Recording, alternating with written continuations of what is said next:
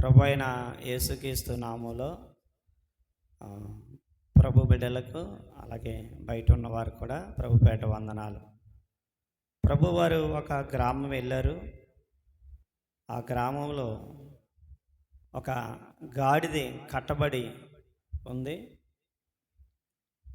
ప్రభు అన్నారు తన శిష్యులను పిలిచి, ఆ కట్టబడిన గాడిద పిల్లను తీసుకుని రండి అని వారికి ఆజ్ఞాపించగా, వారు వెళ్ళి ఆ కట్టబడిన గాడిద పిల్లను విప్పి తీసుకుని వస్తుండగా అక్కడున్న కొందరు, మీరు ఏం చేస్తున్నారు, ఈ గాడిదని ఎందుకు ఇప్పుచున్నారు అని వారు అడిగినప్పుడు వారు చెప్తున్న మాట, అది ప్రభువునకు కావలసి ఉన్నది. దేవుని నామానికి మహిమ కలిగిన గాక. చూడండి, ప్రభు ఆ గాడిద పిల్లని ఎందుకు తీసుకుని రమ్మంటున్నారంటే అది ప్రభువుకి కావాలి.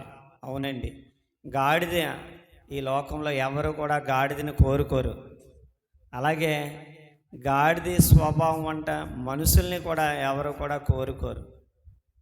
ఈ లోకంలో ఎందుకు పనికిరాని మనల్ని, ఏ యోగ్యత లేని మనల్ని, ఎందుకు పనికిరాని మనల్ని ఆ గాడిదని కోరుకున్నట్లుగా ప్రభు ఇది ప్రభువుకి కావాలని ఆ గాడిదని కోరుకున్నట్లు నిన్ను నన్ను కూడా కోరుకున్నారు.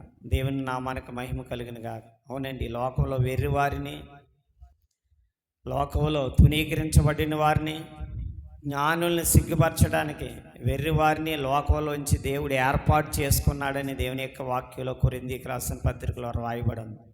కాబట్టి ఎందుకు పనికిరాని గాడిద స్వభావం అంటే మానవుణ్ణి దేవుడు కోరుకున్నాడు.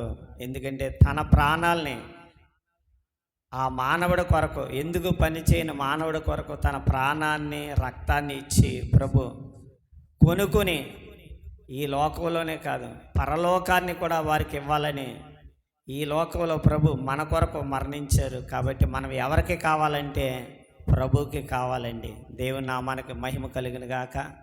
దేవుడి కొన్ని మాటలు దీవించిన గాక. ఆమేన్.